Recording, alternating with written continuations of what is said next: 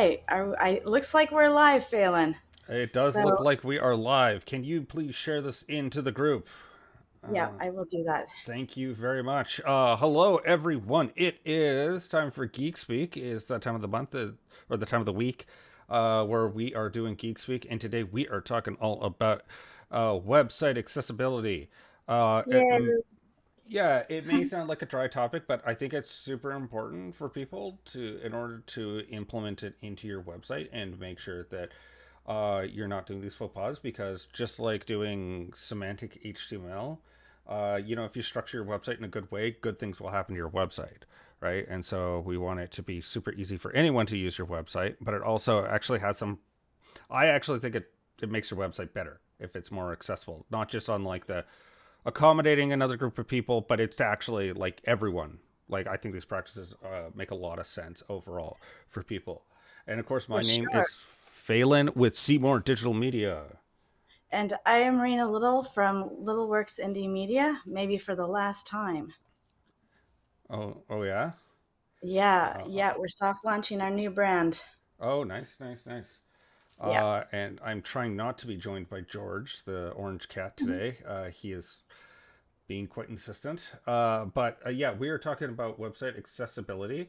And so, what that is, I guess, like just start off with the definition of it. Rena, do you want to do the definition or do you want me to? Yeah. Well, I don't know if my definition is exactly the definition. However, I like to talk about it as a way to organize your content and your technology, like how your content is delivered, in such a way that it's friendly for people have disabilities. So that could be visually impaired, that could be physically impaired, that could be even just hard of seeing. Um, and then I guess I don't really do much for hard of hearing now that I think about it. Also, language cognition, that's another one. So for Mm-hmm. cognition issues. It just makes it super easy. And I read a stat recently, and I don't have the citation for it, but I'm going to throw it out there anyways, that you can increase your website traffic by like 30% once you get to the accessibility. And so there, like you said, Phelan, there's the reason inclusivity, that is part of it. So if you have a diversity inclusion statement, most people focus on the diversity, but not necessarily the inclusion. So you want to make sure you're thinking about accessibility for disabled people in addition to, smashing white supremacy and the patriarchy and all that stuff. Yeah, Um, I'd also like to put in an extra note here is that when we're talking about visually impaired, it doesn't just mean being 100% blind. It can also no, be just a slight blindness as well, which is one that we don't really, if you're not familiar with it can be a gradient. It's not necessarily like you're fully like can't no, see anything. you're just you're just sight impaired, which Yeah. is not blind. Also, color blindness is another one that is there. Yeah, All right. for sure. But the thing that I was getting to, so it's the accessibility, the inclusion, the pieces on your website, but it's also about. Bummer. Am I going to forget my second point now? Um, oh, um, yes, the legalities of it. So the other thing Mm. is that you want to get out ahead of it. So it's not only just people who have diversity inclusion in their value system. It's also legals, the legalities of it. So British Columbia and Ontario have pretty good organized laws about it for public sites. So any Hmm. government sites or any sites that are organized to work with government sites. So if you're like in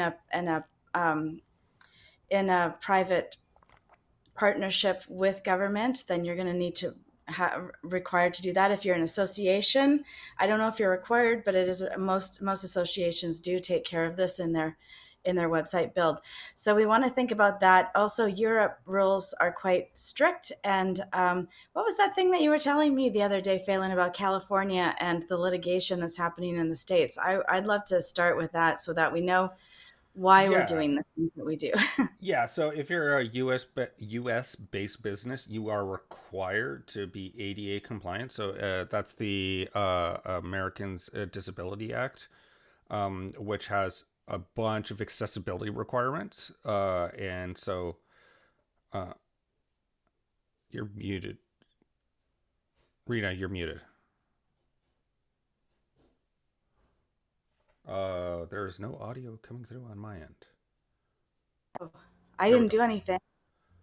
Oh, it just popped back. Okay, that is very weird. Okay, so basically what I was saying is that it's not for American companies, the American laws. The American laws are for the American consumers, the American viewers. So you have to think about it if you're doing international business or even just a business in another area or section, like province area, country, whatever, geographic area, then you need to uphold the laws for that area, not the laws of where your business is located. So that's super important. Yeah, one slight variant in that is that if someone is suing you, which is the thing we were talking about, is the ADH rules Hmm. that they would come, you have to be a US based business. They can't take you to court if you're a Canadian business. There's no legal Right. mechanism Okay. for. So if I'm like my website, if someone wanted to sue me for that, I would need to be in America in order for them to take me to an American court because I'm Canadian Oh, business. that's But interesting because I was able to organize the spam laws against a California company once a long time ago, and I reported them, and they actually changed their marketing tactics. yeah, because you reported them for non-compliance for Yeah. another. So the ADH rule, it's just Oh, basically you no, no, get no, some. no. No, no. So they were compliant according to American rules. They were not a compliant according to Canadian laws. Interesting. I just want, yeah, Yeah. but I think I'd have to do a bit more. I just know that on a personal level, if you go to sue another Yeah. No, no that's suing, no suing. I'm sure that that's the case, yeah, but okay, I'm yeah. sure that's But the if you're case. being regulatory compliance, then that's a different aspect, and that's like Yeah, a government body going after you in order for you to continue to do business in that area. That's different that's than right. slightly different than like a person saying, "Oh, you're not in compliance. I'm going to Yeah, sue you because you're not yeah. like you're not adequate, like you're not Sure, in compliance for me as a person." sure. Um, yeah, so a little subtlety in that part, but yeah, it definitely especially our American friends, you're definitely going to want to be compliant with website accessibility. But yeah, I guess let's get into kind of like when Rena, you're looking at a website to be accessible. What are the things that you're looking at? Oh, interesting. Jelly just sent me a text saying that we've disappeared off of the page. Let me just go and check the. Um, why don't you go check the group while I keep talking, and just in Yeah. case we're still running. Okay, so what I think about there are a few components involved. So I look at the design, I look at the text, and I look at the navigation.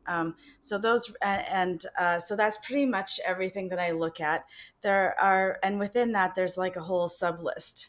Do you want me to start just jumping into the sub list, Phelan? Yeah, yeah. So it Okay, seems the let's video's start with still, design. Is yeah, it going? Okay. yeah, it's going. I'm Okay, just gonna great. make sure I'm gonna share it. It says one share, so I Uh, don't know what's going on. Okay, so let me just get into design. So the design aspects are pretty specific and they're not that hard to follow. So you could get yourself up to at least that level. So what you want to think about is clarity of visuals. So where things get unclear is if you use a lot of photos because photos don't have hard edges. So graphics tend to work better for to provide hard edges and high contrast. You need there's a percentage of contrast that you need to be for your foreground and your background, and Mm-hmm. I don't remember what the percentage. I think it's 4% or something like that. And but you need to be able to have high contrast. So as long as it's like super readable. One thing I see, there's one company that I'm familiar with recently, and I was looking as an organization. I was looking at their marketing material just yesterday, and they've got red on black. And if you ever remember from the old photocopy days, where you used to, photocopies red on black, it would all just be the same tone. Yeah. So you need to make sure that it's not just a different color, completely different color. It's got to be a high contrast. So colors in the mid range. That's why when web designers are organizing your site, you're going to look at your palette and it's not going to be all pastels at all. So I had another client try and do the all pastels because her interior designer thought it was a good idea. But really, you need to have high contrast. So you need a white and a black or a variation thereof. And you're going to want maybe something on the opposite side of the color wheel in order to pop your buttons. Um, and um, and going back to photographs, um, and text. So you want the text on your buttons to pop too. So you're going to really Hmm. think about what's the rollover color, what is the original color, and what about when you click it, what happens then? So that's really important. Going back to photographs, so a lot of people are using photograph on their banners up at the top of their website. It's on Vogue at the moment, and then they try and put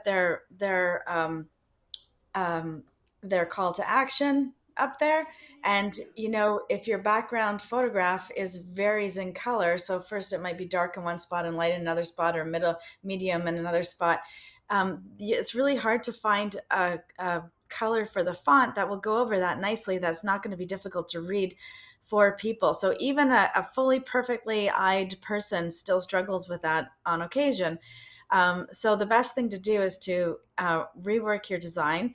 Maybe put a background, like a square of color between the background and the font, or just move the font somewhere else, or choose a different background. Like choose your background because you're going to need half of it to be white. So maybe choose a background, a photograph that's almost all white, and then you don't have that problem. You can just use black text or dark text, and you're perfectly fine.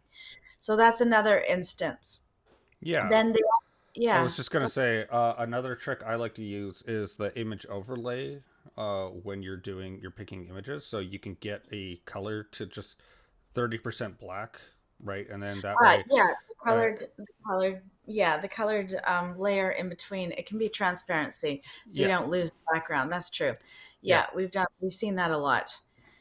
So there's all of that. The nicest pieces are when they're designed properly so that somebody has thought about the background image in relationship to the text that you're going to put on it. That's the best, but we don't always have that. And you have to consider that when you're working with responsive websites, they go from this size and then you can go all the way down. Then that text sort of pushes over and then at some point it drops down. So you're going to have to test it on all mobile devices to make sure that that's actually going to work. Because sometimes it works beautifully on desktop and then you look at it on the mobile and then you're horrified because yeah. you haven't noticed for 3 months because you don't use your phone very much. So that's another spot to really consider the design. Um, and then for text, we want to make sure that text um, is easy to read in terms of not only just contrast, and we're going to think about font. That's the next thing.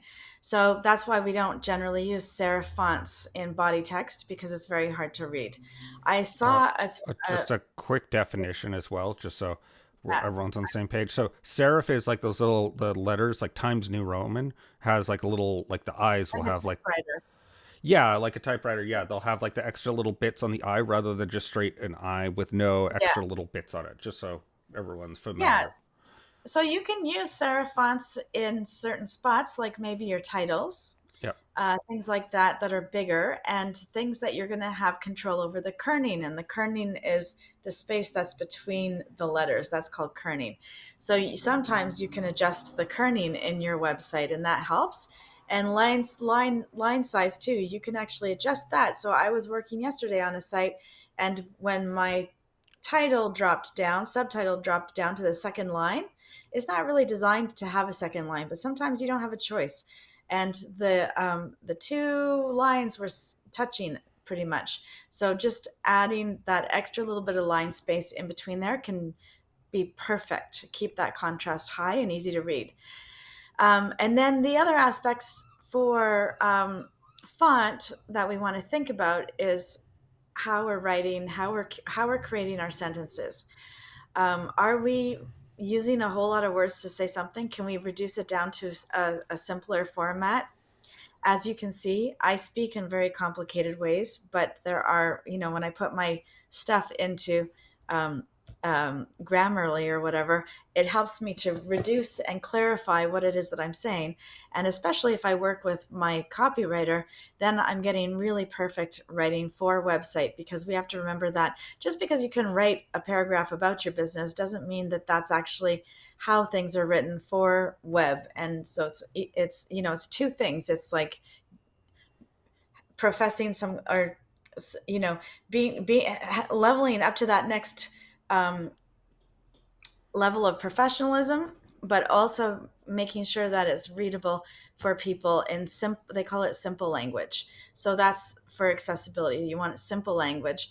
And sometimes you just need to get your few main pages done, and then you get a sense of how the sentences are structured, and you can actually continue to write your own. You don't necessarily need to invest a whole lot of money, and you might be a clear speaker and you might just need to make a few tweaks and have somebody else review it for you.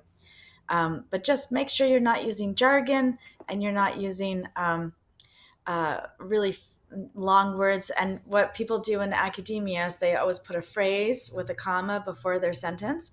Make sure if you're using phrases and commas, they're at the end of the sentence, not at the beginning of the sentence. It's a lot easier to grasp the subject and the verb and the noun if you have the extra phrases at the end.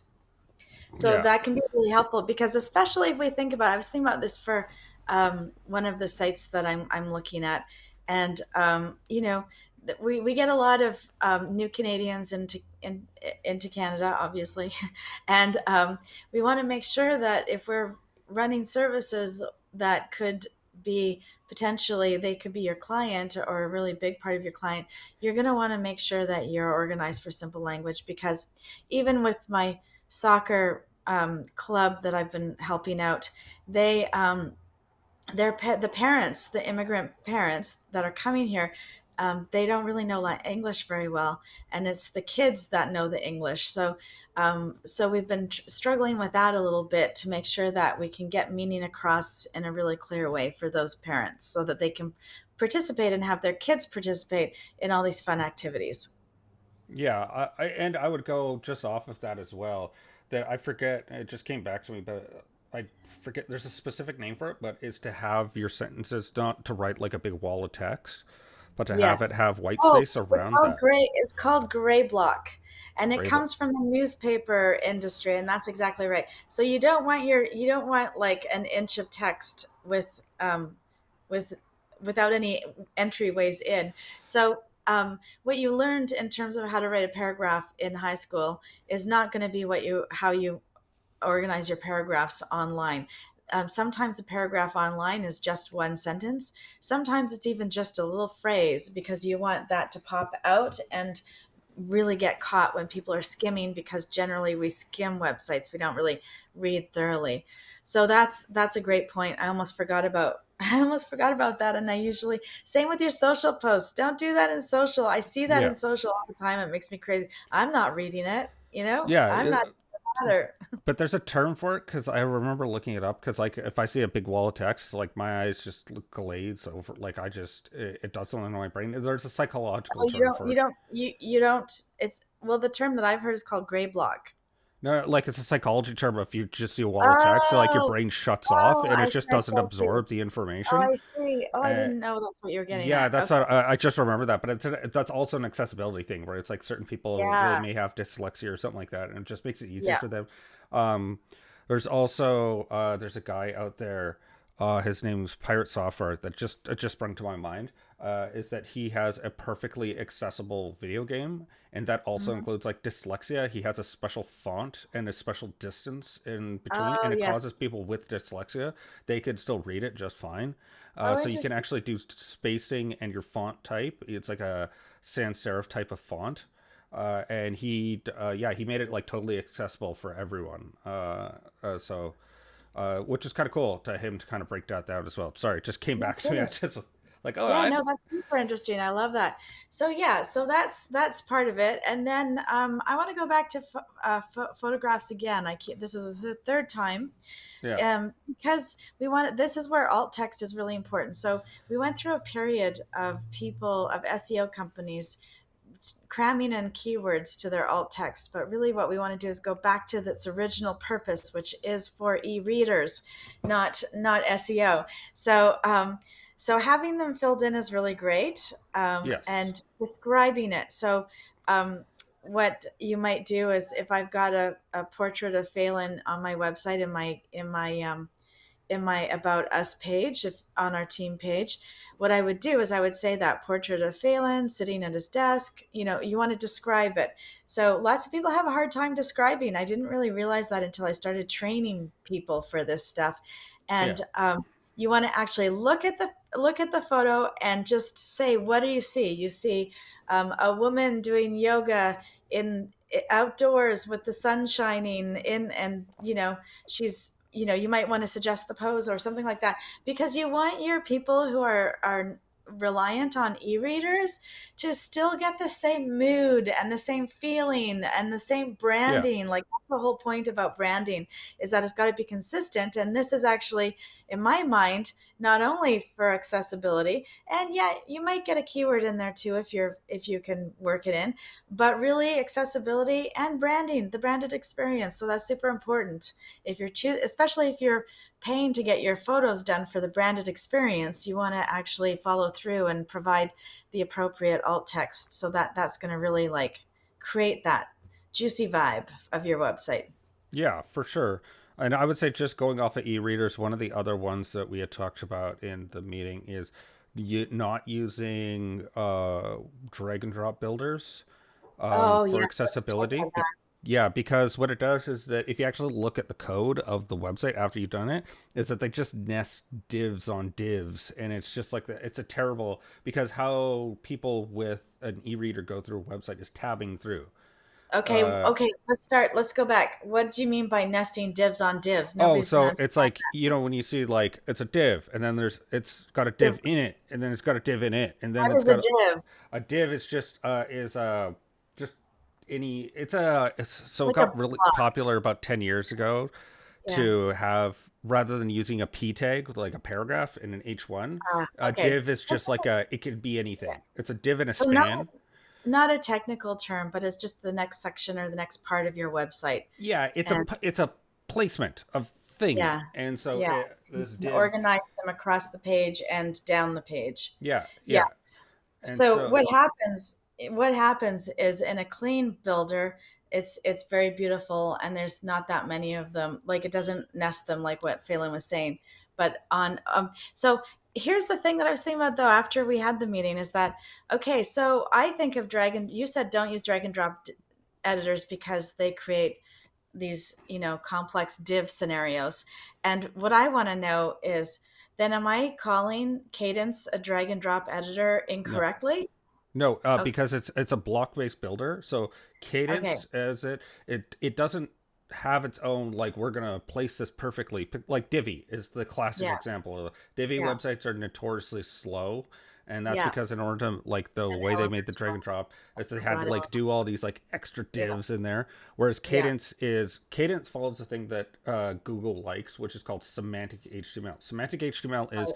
you have an H1. H1 is followed by an H2. The H2 is followed by a Mhm. paragraph. And then there's another H2. And so it's nice. It's like very well Clean. clean structured.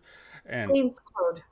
yeah, and so Cadence does that, because what it does is that you'll set up a row. That row will have two Yeah. columns. That two columns will have like a paragraph on one side and an image on the other. So it's very Yes. clean for someone to go around it and be like, like you said, it's my yoga blog. And then you get down Yeah. and you see the picture of the woman doing the pose. And then there's the paragraph explaining what makes our yoga practice so much better. And so, like, and so that's a very clean way for a e-reader to Yeah. go through a website, because I've even been on a support call with someone using an e-reader going through their Shopify website, Yeah. and it was nightmare stuff, Yeah. of just like Yeah. hearing every tab of Oh like yeah, interesting. I never thought about Shopify. Okay, so we have about 5 or 6 minutes left, and we have still quite a bit to go through. So I really. want to run through some more of this Yeah, stuff. let's do it. So, because those things are pretty easy to look up and implement, if you're a DIY website person, then you can actually implement a lot of that stuff. I want to talk about the stuff that's a little bit more tricky. I use Cadence for all of my clients because my clients require a drag and drop editor so that they can update their site and add blog content to their site. Um, and what the other reason why I love it is because it's so clean, as what Phelan was saying. The core vitals perform well for SEO. That means that it keeps its speed up. Yeah. The third reason I use it is because it's got a lot of accessibility baked in. Oh my goodness, excuse me just for a second. Yeah. It's got a lot of the accessibility built in. So the last piece that we need to really talk about and focus on is navigation. Hmm. So what you want is you want actually to be able to tab through your website so that somebody who cannot use a mouse or a trackpad is going to be able to use the tab function on their keyboard.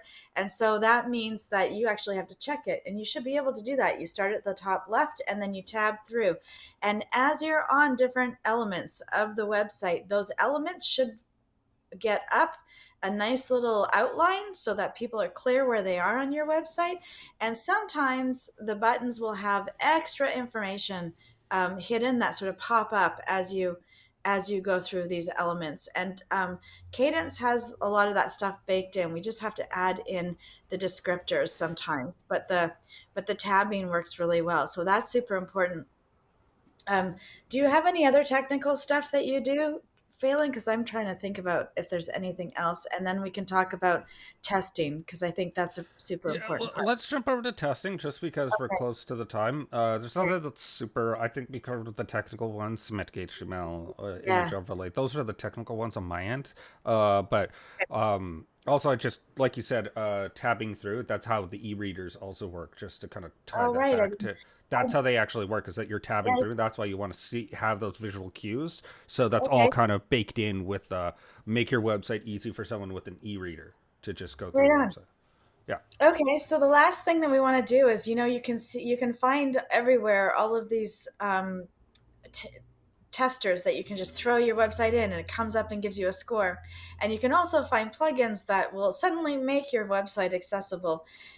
What do you think? Okay, let's talk about the plugins first, and then I want to talk about the the testers. So, Phelan, what's your experience with plugins? Because I've never really used them that much. Have you used any of them, or have you heard I anything? haven't, Yeah, mostly because, like we talked about when we were prepping for this, not to shoot your fox, but there is no magical tool that's going to make your website right. test it and make it compliant. No. I always just did it visually anytime I had to. Well, it's hard to get first of all, when you implement those plugins, they are huge and they take Mm, up space on your thing, so that can actually slow your site down and cause you other kinds of technical issues. So that's one thing.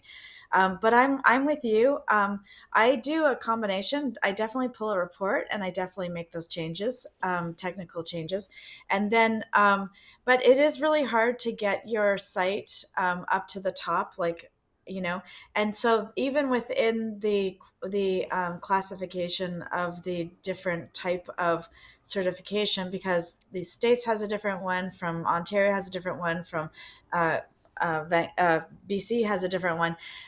They have like ratings within that space, so it's going to be hard to do once and done. Like, this work is done ongoing. So and the other thing is what Phelan's talking about is we run it through, and then visually run through it too, so that you want somebody who has some experience in what to look for, and and how to adjust. And then they're going to implement that stuff. So usually those reports are a lot like the SEO reports, where you throw yeah. it in, and that it's really a sales tool for somebody who wants to do SEO for you. Same thing here is that I did it for myself on my business, to see what the funnel was, through my website URL into one of these checkers, and then got on the list. And now, and actually, I had a call with the guy and had a really great chat with him to find out his opinion on some stuff that I was trying to do. And even the biggest company in North America who does this does manual checking. They do a combination of software and manual checking. and they get you on an ongoing package so that they can constantly address your new pages and your new blog posts, just like as if you had an SEO person on the team or an SEO package Yeah. somewhere. I would say also there is a free tool that I haven't really used too much that's in your Yeah, browser in Chrome. So if you hit yeah, developer tools, the very last tab is Lighthouse, and yeah, it has an accessibility score. I always kind of took it as a grain of salt. I wasn't yeah. like, It's like any other kind of score. yeah, it's just like it's a benchmark. Like it's just Yeah, you I just wouldn't know lose when any. really have problems. Yeah, it's one of those ones. It's like, you know it when you see it, kind of thing. It's usually it's pretty clear from the website. You don't really need software to scan a website to tell you this is not Yeah, accessible. You can kind of, based on what we've been talking about, you could pretty easily figure out what worked and what didn't work. yeah. Okay, terrific. All right. Well, we are out of time, and so I hope that you had got some value out of this. And if you have any questions, please drop them in the comments below, and come back. Join us next week. We are here we launch us an episode every Thursday. Yep. Wherever you found us is great. And if you want to join the community, we are in the business marketing mixer group in Facebook. And next week, I'm just pulling it up. Do you have it? I just Uh, lost. I just had it. It is WordPress hosting. What to look for with me and Greg. Um, no, Isn't it? no. Oh no, Next week the it's Marketing Pulse. It's this month in the trends, tactics, and game changers for search, social, and websites and AI. And it's oh all of us. Yeah, yeah, that's yeah, on. for sure. Sorry, I don't mean was to. Don't mean to. no, Don't no, mean I to. was reading the banner. I think we just need to go update the banners. That's telling me. Wrong.